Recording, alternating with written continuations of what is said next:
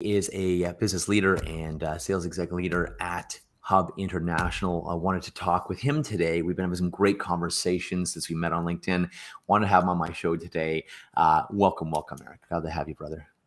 Oh, this is awesome. Thank you so much for having me, James. I just want to share some thoughts just on authentic leadership. Yeah, please. I believe in today's society and, well, called post-COVID, but still dealing with that, we've somehow lost some of our connection with one another as humans. I believe that it's very important that we connect on a level that is on a human connection and very authentic. Agreed. And that we can have the most effective relationships by being authentic and by having those respectful and professional conversations. But I've just found, for me personally, nothing makes me happier personally than encouraging people and finding their best qualities, their best traits, what makes them tick, what gets them out of bed in the morning. Why do they just face the new day, and how they can most effectively be motivated. I just have found, maybe because I'm 58 and I am beyond, I'm not, where my kids are. I have twin daughters that are 23 years old, and they are very, tech savvy and text and Instagram and how we have so much technology, but going out and actually sitting face to face and having conversations with people about what's important, what's going on in their life, and how to find what motivates them, what brings them joy. Yeah. And in the workplace, when you understand that about your colleagues or people that you supervise, and can have that type of authenticity and understand that, you're going to get the best results in your relationships, in how you can have the best results for the organization, but just all the way around, by understanding really who that person is and what motivates them. And I just found that I would much rather, if I possibly can, have a face-to-face meeting than I would to do a Zoom. But in the case like we have here, I am so thankful for technology so that we actually can stay connected. I'm not sure how many times I've asked myself this question, saying, I can't imagine how we would have gotten through COVID in all our communications in the business world, without technology. Can you imagine? I don't know how we would have done it. People would have just, isolated for 2 years, let alone, air quotes, isolating. I think it would have been horrible. Horrible. And so at the same time, I'm having, like in our case, we've never met, but I've been able to connect virtually and still feel like I can get into understanding a person via technology. The point I'm getting at is that it's so important, I believe, that we connect with people and understand and have conversations, what they're facing, what they're going through. Versus just about the weather or something, right? Oh, just talking about to really what's going on, and to understand, the issues they're facing, and challenges, and listen. Actually listen.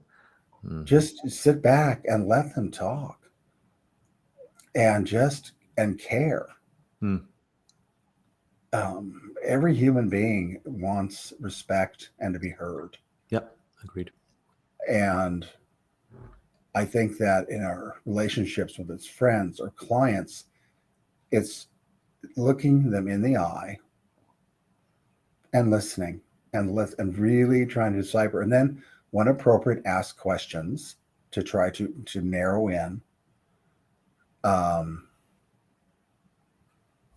and you can actually do it. I had an example. I had um, a personal, I am going through a divorce, and it's very amicable. Um, but I had one of my first bosses ever. Her name is Sharon, and she's phenomenal. And she called me, and I kept working because I can multitask. And Yeah. so I just That. listened to her talk about life, and it was very therapeutic for her. I know that it was. Agreed. And Agreed. just about her grandkids and what's going on and all of her projects. And that's life. It's our connections. It's not about a stuff we have. It's not about what we're accumulating in it's about who have we touched? Who have we connected with? Whose lives are we changing? I think I totally agree with you. I think that's why there's been so much, people jumping ship. The Great Resignation. First, it was employees. Now it's leaders. It's. I think I saw a statistic. I think it's like around the 70 or 80% of leaders, business leaders, now looking and ready to jump ship too. The numbers are astounding, and just people not happy or looking to leave. And I think we've forgotten that people are people first versus a number or a I don't know, a performance or a metric or closing this amount of sales or hitting this amount of numbers. I think we've really forgotten that whether someone's an entrepreneur, whether someone's a business leader, corporate leader, government leader, and to your point, having that human connection, just listening. I think there's nothing people want more than to be seen and heard, loved, of course, but that's in the realm of seen, heard, respected, and just having empathy for people. And to your point, just having the time and listening, because that's what, in my opinion, I love your thoughts. That's what is going to get someone to be a high performance individual, going to inspire them, going to engage them, connect them, have them do their best. I love your thoughts Mhm. too, about how to truly inspire with someone, how to truly motivate someone. I think it certainly starts with listening, and I would go as far to say most people aren't so great at listening. I used to be horrible at listening, horrible listener. Or if I was listening, air quote listening, I wasn't present with it. My mind would off in three other things. I wasn't actually listening, or wasn't actually hearing them. So of course that comes with consequences, of course, as well, especially when you're selling or leading. If people know you're not present, they can feel you're not present. And so the rapport, the trust, that connection, the energetics, this goes down the drain. What have you found, Eric, that some of the biggest things, really how to inspire, whether it's teams if you're an entrepreneur, whether it's teams if you're a not-for-profit, a corporation, a for-profit, anyone, what do you find really inspires and motivates people just to do their best, lights them up, and on building on just being real and authentic versus being a boss and telling people what to do, or micromanaging, having, heaven forbid, and then losing all trust with your team, and having them feel like crap because it's like you're micromanaging me. Clearly, you think I can't do my job right. You don't trust me. What do you feel? What is the new way and the best way to inspire, lead, motivate people? Um, Leadership, as we talked about, I'm a Mm, faith-based guy, and um, I look at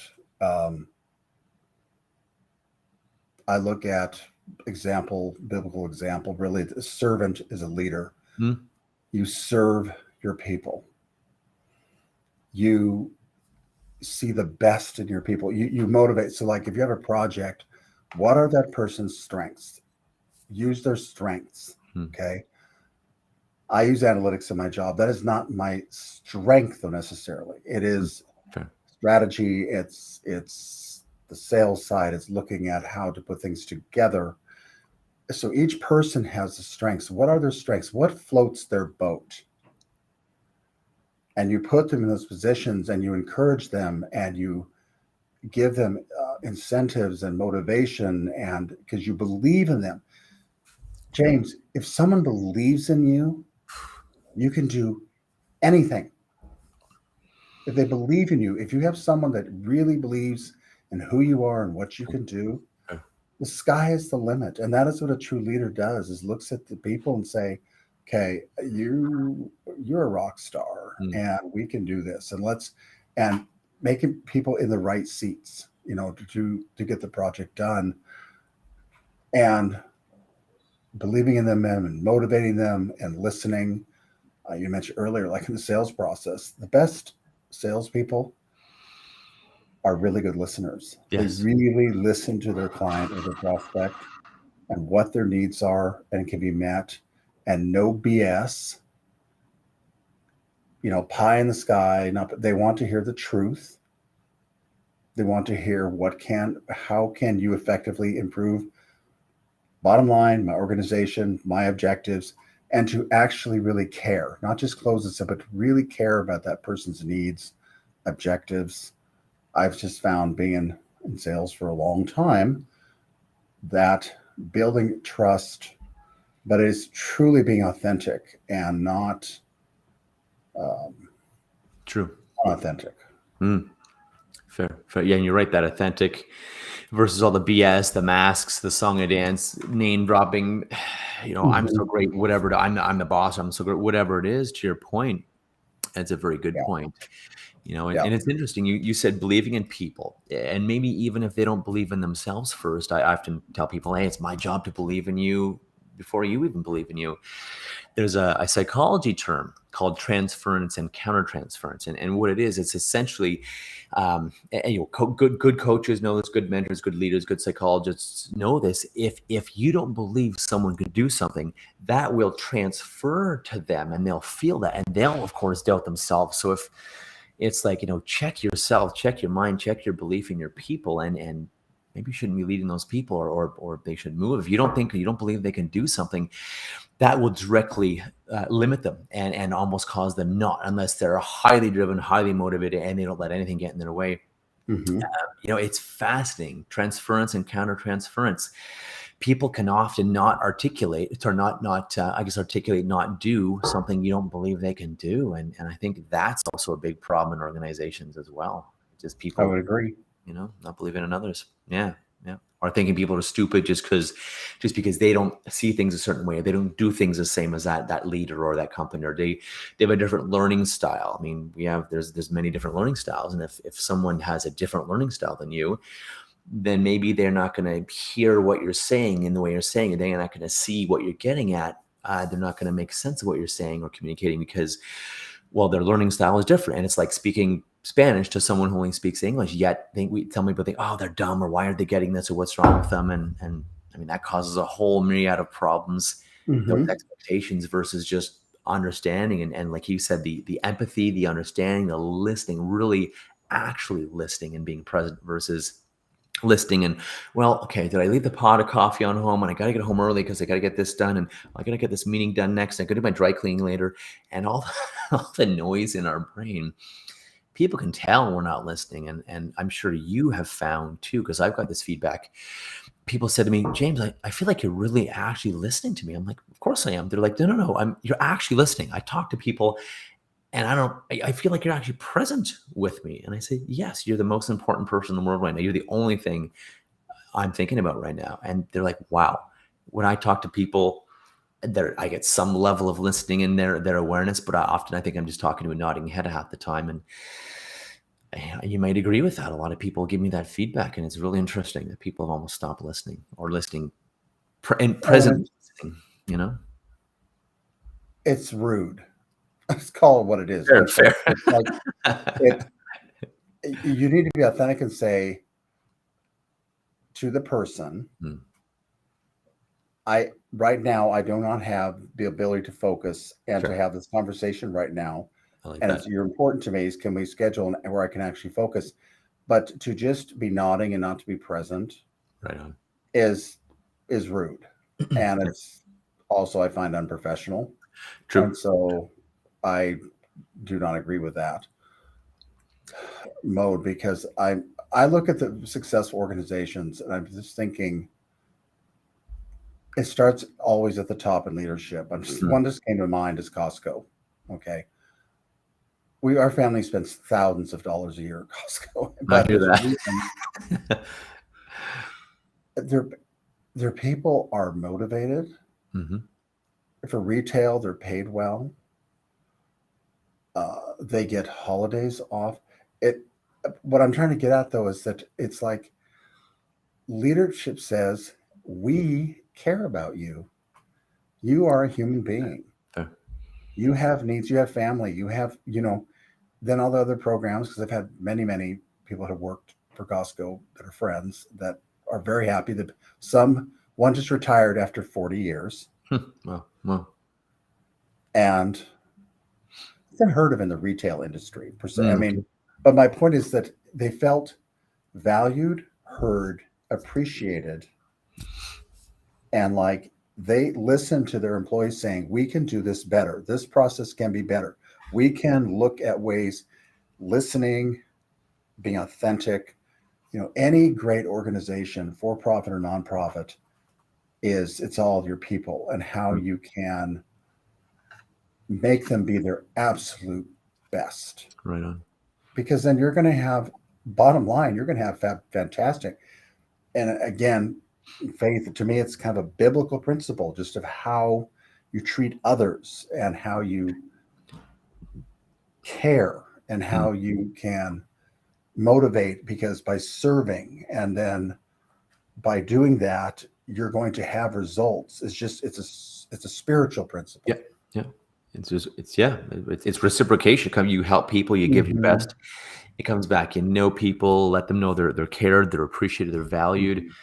Of course, they're gonna be excited and pumped to work with you and give their best. Versus if you're like, they're nodding head, yeah, okay, hurry up. This is not important. Hurry up, okay. I gotta get out of my way. I gotta do things. Yeah, it's like what? There's nothing more demotivating than treating someone like a number, or being in like a grind house, like a grinder, or grind out the work or something like that, and just knowing that you're not appreciated, your work is not noticed or cared. You're like a replaceable option versus you're special, you're unique.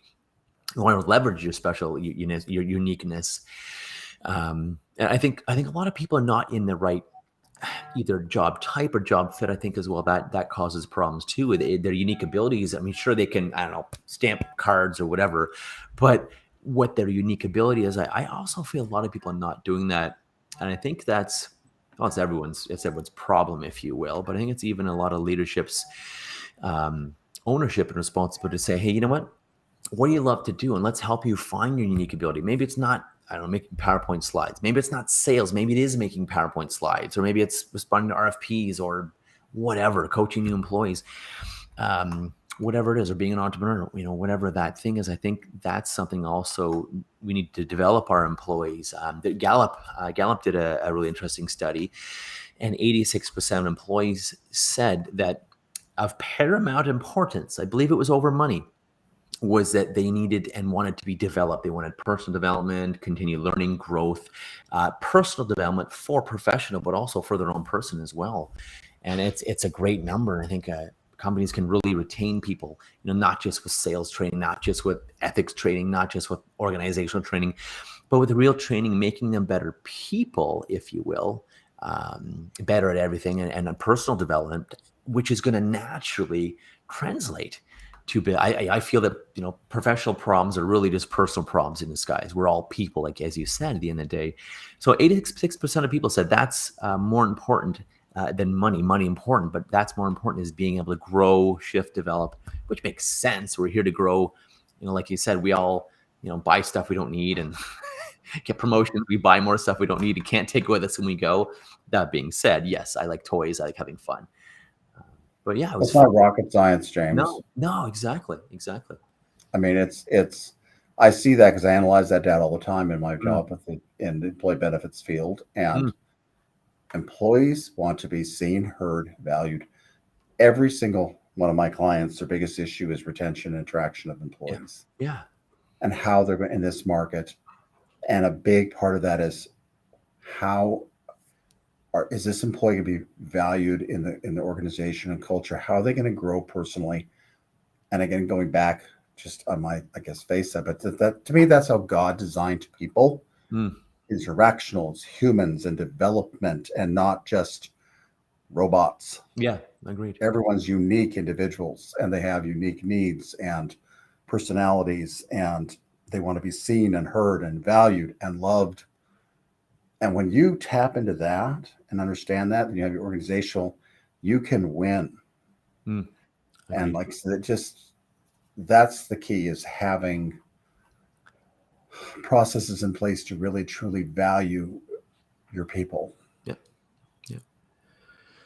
And to know their value. I think it's one of the number when people leave, like you said, it's not always not necessarily for lack of money or more money. It's because maybe it is too, but they're not being valued. Maybe I'll be valued more over here. I respected more, paid more attention to, and more money. Great, I'm out of here, kind of thing. So I think it's a big important thing for companies to realize, and that a lot of people are they don't leave necessarily only for more money, or they're not problem employees for only more money. It's a personal thing. It's like you said, being seen, being heard, respected, appreciated.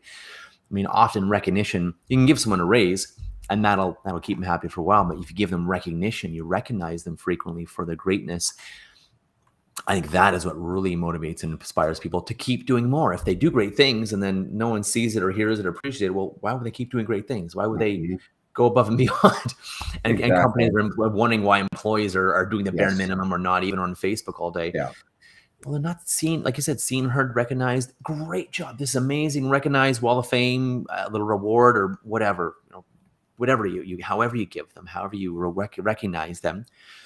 I think it's huge, because then they'll do more. If you want positive reinforcement, it's not rocket science. Like you said, you want more of something, you positively enforce the good behavior. If you ignore it, don't recognize it, don't appreciate it, what's going to stop? Exactly. And every consultant now that is consulting with businesses in the field of HR or just retention, attraction, same thing is that is one of the key criticals, is how are employees going to be valued just outside of just organizational goals?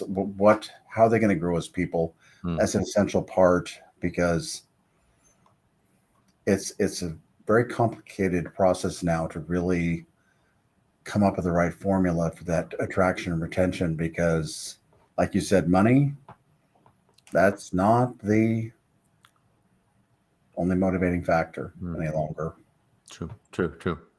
Yeah, it's purpose, and especially new generations. So I was reading another study, millennials, Gen Zs, and Gen Z, the new, even some of the older people too. It's they want purpose and fulfillment. They will not, no matter how much it pays, they will not work for a job that they don't find purpose, fulfillment, inspiration, and they're not going to be just a paper stamper or whatever anymore. That's why I think a lot of companies are finding so much challenge to find employees, find employees, keep employees, and find and keep great employees.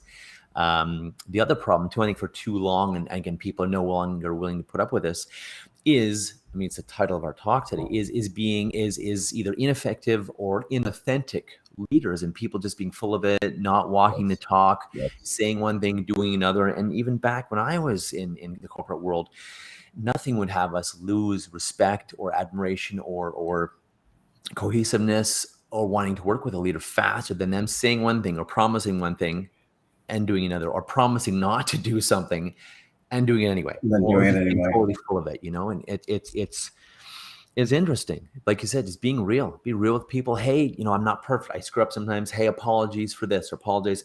Make it right. Apologize, for things when you screw up.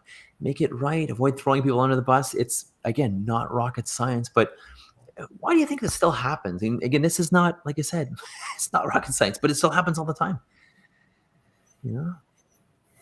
I just think human nature. I will say, though, that I do like the trending I'm seeing of more authentic relationships and authenticity in the workforce. I think that is the trend, is toward truly valuing, understanding the human connection, that we've shifted out of that. So agreed. I do really, that methodology is becoming archaic of unauthentic leadership. That's just my opinion. I agree with it. Yeah. It's no faster way to kill your company or kill your business, I think, because people will leave in droves. They'll stop working with you. Yeah. This has been an awesome talk. Any last thoughts for people, on being real, effective leadership, authentic leadership? Eric, things you've seen work, don't work. Any last thoughts for people? We should do another podcast soon too. I think this could be another. I think somewhat though, is I just want to emphasize the importance of self-care. Ah, yes. For you, in my opinion, you cannot take care of others and care for others if you're not caring for yourself. And so, my personal case, I become a huge grizzly bear if I don't get to the gym. I get to the gym whether it's 5 in the morning or late at night, whenever I because that is my where I need to be to get stress relief, to get things done, care for yourself, caring for yourself with eating right and hydrate. Self care, I think, is so important Mm, so that you can be your best self because you cannot be authentic if you are not taking care of yourself. You're burning the candle at both ends, or yeah, we maybe burn the candle at both ends because we have so much to do. But if you're not doing any self care, you're just going to implode and you're yeah. not going to be able to have an authentic relationship uh, with people if you can't take care of yourself, what's necessary so that you can be your best self. I would agree completely. I mean, like you said, I become a grizzly bear. I'm grouchy. I'm brain fog. I by far am I not producing my best work if I don't sleep well, if I don't eat well, and it affects me a lot if I don't sleep and eat well. But even mindset and doing something for self care, whether that's a walk or a massage or just chilling, reading a book or something. I agree. I think a lot of people. It's interesting. A lot of people have forgotten that, and I think during and after COVID, because some people have had more time to do things, especially when they were off. Like, wow, I really like playing basketball. I really like reading. I really like doing this. Why did I stop? Why wasn't I doing this? And you're right. The live to work mentality, I think, is really quickly going away, and we're becoming a little more like Europe. It's like life is meant to be lived and have fun, spend time with people or cool things you love versus working in life. Yeah, get your stuff done. Absolutely, get your stuff done and then live as well. So I appreciate this. I appreciate your time, you being on here. I think we Well, give a this has lot been of great. value. My pleasure. Yeah, yeah. Great having you. I knew we'd have a great conversation as well. So this has been amazing. And like you said, self care could be a whole other. we should do that. We should do that someday. A whole other We should do podcast. that sometime. That'd be cool. Agreed. Agreed. Amazing. Amazing, brother. I'm going to flash up your information here as well and that people can get a hold of you if they wish as well. Eric Aberg, EMAABERG at gmail.com. Feel free to reach out to him or on LinkedIn as well. Eric Aberg on LinkedIn as well. My new friend. And this has been great. Thank you, brother, for your time. I appreciate it. Oh, this has been great, James. Thank you. Have a great